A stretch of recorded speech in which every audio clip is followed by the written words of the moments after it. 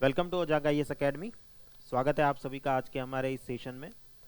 आज हम एक इम्पॉर्टेंट टॉपिक के बारे में डिस्कशन करने जा रहे हैं जो प्रीलिम्स जीएस के लिए, जीएस पेपर 1 प्रीलिम्स का जो हमारा होता है उसके लिए भी बहुत इम्पॉर्टेंट है। साथ ही साथ मेंस जीएस पेपर 1 के अंतर्गत, साथ ही साथ मेंस जीएस पेपर 3 के अंतर्गत भी बहुत ज़्यादा महत्वपूर्ण है।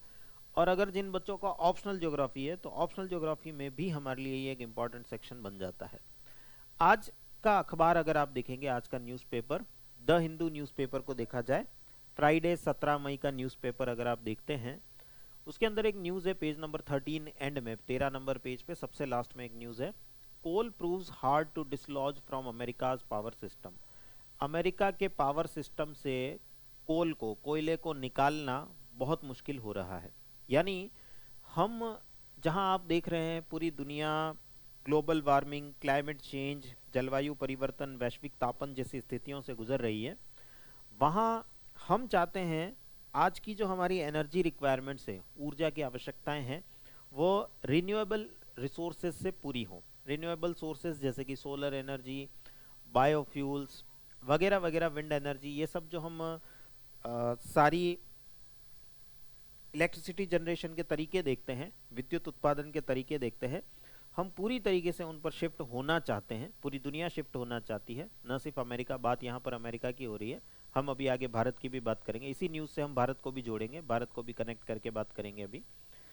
तो जहाँ सारी विश्व की अर्थव्यवस्थाएं, पूरा विश्व रिन्यूएबल एनर्जी पर शिफ्ट होना चाहता है, तो यहाँ ऐसी क्या अड़चन आ रही है, आज के इस सेशन में हम यही समझने वाले हैं। ये न्यूज़ जो है वो हमें यही बता रही है कि भले ही अमेरिका जो आज दुनिया की सबसे बड़ी अर्थव्यवस्था है, सबसे बड़ी इकोनॉमी है, उसकी जेब में जितना पैसा है उतना पैसा और किसी देश की जेब में नहीं है, इसके बावजूद वो कोयले को पूरी तरीके से डिसलॉज नहीं कर पा रहा है, कोयले को पूरी तरीके से इस सिस्टम से हटा नहीं पा रहा है। ऐसा क्या हो रहा है, क्यों हो रहा है, समझने की कोशिश करते हैं।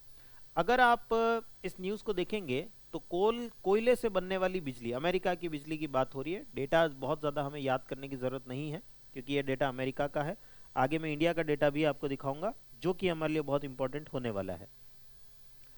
तो अमेरिका का डेटा अगर आप देखें तो लास्ट इस साल 8.3 मिलियन मेगावाट आवर बिजली जो है वो कोयले से बनाई गई अप्रैल में। और पिछले साल 2023 में अगर देखा जाए तो सेम अप्रैल में 8.5 मिलियन मेगावाट आवर बिजली बनाई गई थी। यानी 1.8% कम हुआ है, लेकिन अभी भी पूरी तरीके से ये इसको कम नहीं कर पा रहे, पूरी तरीके से इसको समाप्त नहीं कर पा रहे हैं। ऐसा क्या हो रहा है, क्यों हो रहा है? अभी बात भारत की भी करेंगे कि ये अमेरिका का डेटा जो कह रहा है कि इतना परसेंट बिजली यहाँ, अगर हम ओवरऑल एवरेज देखें यूएसए का, तो अगले पैराग्राफ में आप देखेंगे अमेरिका में टोटल जितनी बिजली पैदा हो रही है उसका 15.6%, 15.6% बिजली कोयले से पैदा की जा रही है। जबकि ये पिछले साल इनका डेटा 16.4% था। 1.8% का ड्रॉप हमें यहाँ देखने को मिल रहा है, लेकिन फिर भी उतना ज़्यादा ड्रॉप नहीं आ रहा, उतनी ज़्यादा कमी नहीं आ रही है। अभी भी दुनिया कोयले पर बहुत ज़्यादा निर्भर है। इवन दैट इसी में अगर आप आगे डेटा देखेंगे तो America, United states of America की बात कर रहे हैं, संयुक्त राज्य अमेरिका की बात कर रहे हैं, जिसके अंदर 50 राज्य हैं, 50 स्टेट्स हैं। उसमें व्योमिंग और केंटकी जैसे राज्यों की अगर हम बात करें तो 85% इलेक्ट्रिसिटी, 85% बिजली वहाँ की कोयले से ही बन रही है। तो यहाँ मामला बहुत ज़्यादा गड़बड़ा रहा है। जहाँ पूरी दुनिया नेट ज़ीरो की तरफ बढ़ना चाहती है, भारत खुद नेट ज़ीरो की तरफ बढ़ना चाहता है, वहाँ अभी भी कोयले का इतना ज़्यादा उपयोग बिजली उत्पादन में, इलेक्ट्रिसिटी प्रोडक्शन में हमें देखने को मिल रहा है। क्या कारण है कि दुनिया के बड़े बड़े देश, अमेरिका खुद, भारत, ऐसी बड़ी बड़ी इकोनॉमीज, बड़ी बड़ी अर्थव्यवस्थाएं इस कोयले के प्रोडक्शन को कम नहीं कर पा रही है, कोयले से पैदा होने वाली बिजली के प्रोडक्शन को कम नहीं कर पा रही है, रिन्यूएबल एनर्जीज की तरफ पूरी तरीके से शिफ्ट क्यों नहीं हो पा रही है? अगर हम भारत के डेटा को भी देखें, मैं आपको भारत का डेटा दिखाता हूं। अगर आप देखेंगे, ये नीति आयोग की India climate and energy dashboard, ICED जिसे कहते हैं, उसका ये डैशबोर्ड है, उसकी ये वेबसाइट है। जिसके अंदर अगर आप देखेंगे तो भारत में कहाँ कहाँ पर इंडिया का पूरा पावर मैप दिया हुआ है। ये मार्च 2024 अपडेटेड है। अगर इसमें आप प्रोडक्शन देखेंगे, इंडिया का पावर जनरेशन अगर आप देखेंगे तो यहाँ देखिए ओवरऑल भारत में जो कोयला बिजली पैदा हो रही है 1731.28 billion unit total generation Bharat में हो रहा है। 1731 अरब यूनिट का जनरेशन उत्पादन हो रहा है। इसमें से लगभग 74.77 यानी ऑलमोस्ट 75% बिजली अभी भी कोयले से बन रही है। आप दूसरों के शेयर देख सकते हैं, hydro electricity 7.71%, nuclear energy 2.77%, oil and gas से 1.83%, स्मॉल हाइड्रो प्रोजेक्ट्स जो है हमारे उससे 0.54%, सोलर एनर्जी 6.66%, विंड एनर्जी 4.81% और बायो पावर 0.89%। इन सब को मिलाओ तो ये 25% बनता है लगभग, और कोयला अकेला 75% के आसपास प्रोडक्शन करता हुआ हमें देखने को मिलता है।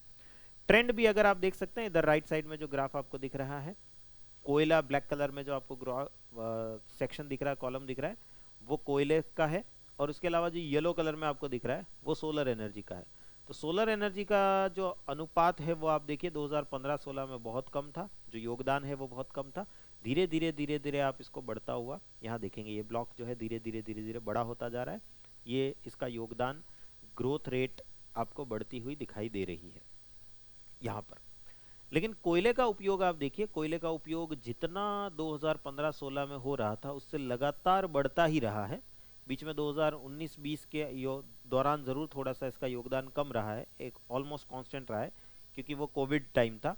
उसके बाद से देखिए फिर से लगातार इसका उपयोग बढ़ता ही चला जा रहा है। यानी एक तरफ हम नेट ज़ीरो की तरफ बढ़ने की बात करते हैं, और यहाँ नेट ज़ीरो की तरफ कहाँ बढ़ पाएंगे जब ये डेटा हमें बता रहा है यहाँ हम कोयले का उपयोग ही बढ़ता चला जा रहा है। जो कोयले का उपयोग चल रहा है, नो डाउट दूसरी एनर्जीज का उपयोग भी बढ़ रहा है, जैसा हमने सोलर एनर्जी का देखा, उसका ब्लॉक बड़ा होता जा रहा है।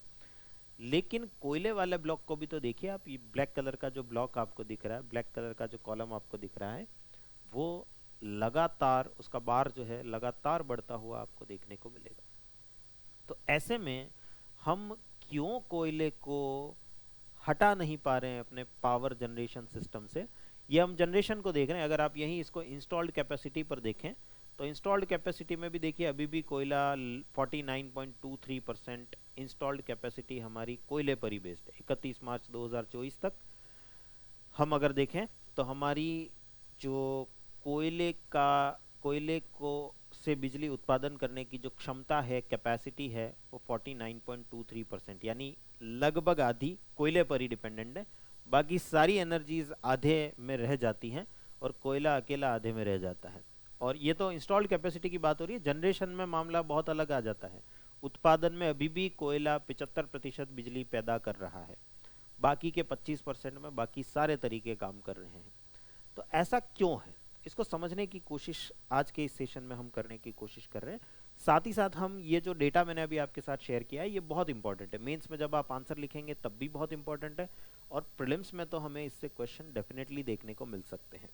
जब हम एनवायरनमेंट एंड इकोलॉजी के क्वेश्चंस कर रहे हों, हम एनर्जी क्राइसिस ऊर्जा संकट की बात कर रहे हों, हम जब पावर जनरेशन विद्युत उत्पादन की बात कर रहे हो, तो वहाँ हमें किस किस सेक्टर का कितना कितना योगदान है ये पता होना बहुत ज़रूरी है। तो मेंस के लिए तो ये पार्ट बहुत इंपॉर्टेंट हो ही जाता है।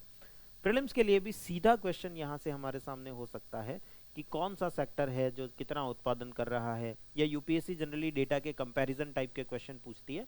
जैसे यूपीएससी पूछेगी कि विंड एनर्जी, पवन ऊर्जा से जितनी बिजली पैदा हो रही है उसकी दुगुनी सोलर एनर्जी से पैदा हो रही है। तो अब यहाँ हम डेटा को देखेंगे, दुगुनी नहीं है, ये लगभग 5% है, ये लगभग 6.5% है, तो दुगुनी डबल तो बिल्कुल भी नहीं है। तो इस टाइप के स्टेटमेंट जब हमारे सामने प्रीलिम्स में होते हैं तो हम उनको भी फाइट कर सकते हैं अगर हमें ये डेटा का थोड़ा सा आइडिया है तो प्रीलिम्स के लिए भी बहुत इंपॉर्टेंट सेक्शन, ये डेटा भी अपने आप में बहुत इंपॉर्टेंट बन जाता है। और ऐसा क्यों हो रहा है, हमारे लिए मेंस में डेफिनेटली एक क्वेश्चन होगा ही कि भारत अभी भी कोयले को छोड़ क्यों नहीं पा रहा है, या विश्व अभी भी कोयले को छोड़ क्यों नहीं पा रहा है। ऐसे क्या कारण है जिसकी वजह से कोयला अभी भी अपना प्रभुत्व जमाए हुए है बिजली उत्पादन के क्षेत्र में, अपना डोमिनेंस एस्टेब्लिश्ड है, उसका डोमिनेंस इलेक्ट्रिसिटी जनरेशन के फील्ड में। तो समझने की कोशिश करते हैं आज के इस सेशन में। उससे पहले कुछ अनाउंसमेंट आपके लिए हैं, उनके बारे में बात कर लेते हैं, फिर वापस टॉपिक पर आते हैं कि ऐसे क्या कारण हैं जिनकी वजह से हम कोयले को अभी भी पूरी तरीके से छोड़ नहीं पा रहे हैं। पहला अनाउंसमेंट है 30 मई से हमारा एनसीईआरटी का बैच चालू हो रहा है, स्टार्ट हो रहा है। एनसीईआरटी के जादूगर हमारे उजांग सर आपके साथ में जुड़ेंगे। 30 मई से हमारी क्लासेस स्टार्ट हो रही हैं। बेसिक क्लासेस, जो बच्चे अभी यूपीएससी की प्रिपरेशन करना चाहते हैं, अभी 2 साल बाद, 4 साल बाद, 5 साल बाद कभी एग्ज़ाम देना चाहते हैं, लेकिन सर हम हमेशा टॉपर से सुनते आए हैं एनसीईआरटी एनसीईआरटी एनसीईआरटी, एनसीईआरटी आपकी स्ट्रांग हो, मजबूत हो तो सब बढ़िया हो जाएगा। तो वो एनसीईआरटी का बैच आप लोगों के लिए अवेलेबल है मात्र 1999 रुपये में। उसमें भी फर्स्ट 200 स्टूडेंट्स जो होंगे उनके लिए इंस्टॉलमेंट की फैसिलिटी भी है। अगर वो इतना भी नहीं पे कर पा रहे हैं, इतना भी एक साथ नहीं दे पा रहे हैं, अगर वो इंस्टॉलमेंट चाहते हैं, किश्तें चाहते हैं, तो किश्तें भी उपलब्ध होंगी फर्स्ट 200 बच्चों के लिए, बाद में नहीं उपलब्ध रहेगी। तो 30 मई से ये बैच स्टार्ट हो रहा है। जो बच्चा इससे जुड़ना चाह रहा है वो डेफिनेटली इस बैच के साथ में जुड़ सकता है। बहुत ही नॉमिनल प्राइस में आपके लिए बैच अवेलेबल हो रहा है। इसके अलावा जो बच्चा कंप्लीट यूपीएससी की प्रिपरेशन करना चाहता है, जनरली हमारी तरफ से एक नया इनोवेशन है कॉन्सेप्टर बैच, जो बहुत सक्सेसफुल बैच हमारा रहा है। जितने भी टॉपर्स हमारे यहाँ से निकले हैं उजांग आईएएस एकेडमी से, वो सभी इस बैच के स्टूडेंट ज़रूर रहे हैं। तो कॉन्सेप्टर बैच आपके लिए अनाउंस हो रहा है 12th के बाद। जो बच्चे 12th के बाद हैं, अभी ग्रेजुएशन कर रहे हैं, ग्रेजुएशन के दौरान उनकी प्रिपरेशन बहुत अच्छे से हो सके, इसके लिए 2 साल का बैच जो है, कॉन्सेप्टर बैच हमारा 2 साल का बैच होता है, वो बैच आप लोगों के लिए अवेलेबल है। 22 मई से ये बैच स्टार्ट होने जा रहा है। पूरे 2 साल की फीस मात्र 60,000 रुपये आपके लिए है। ऑनलाइन बैच है कंप्लीट हमारा। जो हमारी ऐप है ओजांग ऐप, उस पर हमारी क्लासेस चलती हैं, बाइलिंगुअल क्लासेस हिंदी इंग्लिश दोनों में चलती हैं। 22 मई से क्लास स्टार्ट होगी। मेरी ही ज्योग्राफी की क्लास के साथ में आपकी क्लास स्टार्ट होगी। ज्योग्राफी और बाकी सारे सब्जेक्ट्स जो धीरे धीरे आगे आगे आप बढ़ते जाएंगे, वैसे सारे सब्जेक्ट्स यहाँ पर आपके कवर होते जाएंगे। स्टार्टिंग अभी ज्योग्राफी से हो रही है। इंस्टॉलमेंट्स भी अवेलेबल है। जो बच्चा इस बैच के साथ में जुड़ना चाह रहा है, अभी ग्रेजुएशन कर रहे हैं, सर हमें 2 साल हैं, या हमारी उम्र अभी 17 18 19 साल ऐसी ही है, हम अभी 2 साल प्रिपरेशन अच्छे से करना चाहते हैं ताकि 21 साल की उम्र में हम पहला अटेम्प्ट एकदम जोरों शोरों के साथ दें, एकदम पूरी तैयारी के साथ दें, तो ये डेफिनेटली बैच आपके लिए अवेलेबल है। जो बच्चा जुड़ना चाह रहा है वो इस बैच के साथ में जुड़ सकता है। इसके अलावा जो बच्चा ऑफलाइन जुड़ना चाहता है, हमारा गुरुकुल बैच आप लोगों के लिए अवेलेबल है। 3 जून से हमारी गुरुकुल का नया बैच, 1 ईयर का बैच, 1 साल का बैच स्टार्ट हो रहा है। सुपर 80 बैच है ये, 80 बच्चों के लिए ये बैच रहने वाला है। कंप्लीट प्रिपरेशन, यूपीएससी की प्रीलिम्स, मेंस और इंटरव्यू तीनों की प्रिपरेशन। यहाँ आप देखिए जीएस प्रीलिम्स प्लस मेंस और इंटरव्यू, पर्सनालिटी डेवलपमेंट, व्यक्तित्व विकास, सारा पार्ट आपका यहाँ पर कवर होता है। साथ ही लाइब्रेरी, योगा की फैसिलिटीज़ जो है वो अवेलेबल है। अभी अभी सर ने बुक क्लब, गुरुकुल का बुक क्लब भी अनाउंस किया है, स्टार्ट किया है, ताकि बच्चे ज़्यादा से ज़्यादा बहुत अच्छे से यहाँ पर पढ़ाई कर सकें। गुरुकुल का माहौल बहुत अलग प्रकार का माहौल है। बच्चों को पढ़ाई पढ़ाई और पढ़ाई, और साथ ही साथ शारीरिक गतिविधियाँ, फिजिकल एक्टिविटीज़ भी, ताकि आपका मन जो है स्वस्थ रहे, शरीर स्वस्थ रहे, मन स्वस्थ रहे और आप अच्छे से पढ़ाई कर पाएँ। अच्छा भोजन, सात्विक भोजन, रहने की व्यवस्था, सारी चीज़ें आपके लिए यहाँ पर उपलब्ध है। तो जो बच्चा इस बैच के साथ जुड़ना चाह रहा है, अभी इस पर ज़बरदस्त डिस्काउंट्स अवेलेबल है।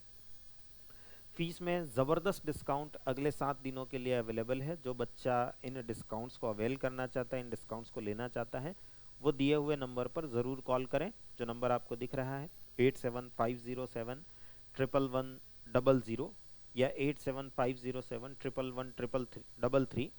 इन नंबर पर आप संपर्क कर सकते हैं, कांटेक्ट कर सकते हैं। जो भी डिस्काउंट आपके लिए अवेलेबल है वो आप डिस्काउंट यहाँ से जान सकते हैं। तो जो बच्चे ऑफलाइन जुड़ना चाहते हैं, गुरुकुल बैच उनके लिए स्टार्ट हो रहा है। जो बच्चे जुड़ना चाहते हैं गुरुकुल बैच के साथ में, ऑफलाइन हमारा जो ओजांग गुरुकुल कैंपस है नोएडा सेक्टर 48 के अंदर, C49A सेक्टर 48 नोएडा, वहाँ आप जुड़ सकते हैं डेफिनेटली इस बैच के साथ में। और जो बच्चे ऑनलाइन जुड़ना चाहते हैं, 2 साल का कंप्लीट बैच, कॉन्सेप्टर बैच आपके लिए अवेलेबल है। 22 मई से क्लासेस स्टार्ट हो रही हैं।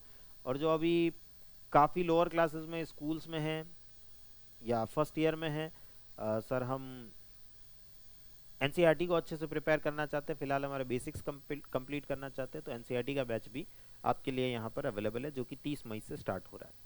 ये सारे आपके लिए अनाउंसमेंट हैं, ये सारे बैचेस आपके लिए अभी अवेलेबल हैं, आप इन्हें ज्वाइन कर सकते हैं।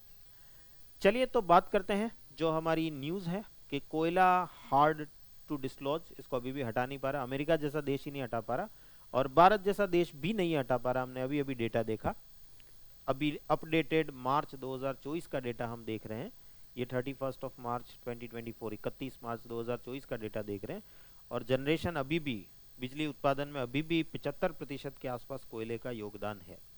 तो कारण क्या है, अब हम जानने की कोशिश, मेन जो का चीज़ यहाँ पर जाननी है वो है कारण क्या है, ऐसा क्या हो रहा है जिसकी वजह से अभी भी कोयले को इतना महत्व दिया जा रहा है, जब सब लोग कह चुके हैं, सारे वैज्ञानिक कह रहे हैं, सारे वैज्ञानिक संस्थान कह रहे हैं।